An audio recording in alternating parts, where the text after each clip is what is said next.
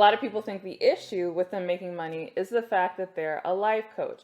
But that is not the case. The issue, are you ready for this?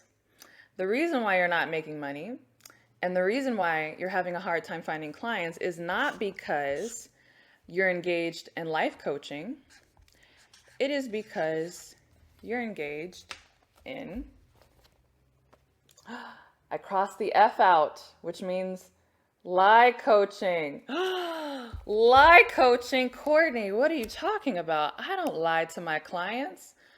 You don't lie to your clients intentionally, but you might be lying to your clients unintentionally, and they're picking it up. So here's the deal. If you are a life coach in particular, but again, if you're any type of coach, even business coaches, but because everybody thinks you have to be a business coach to make money, which is not true, I find that a lot of life coaches build themselves as someone who can help a potential client reach their highest potential, right?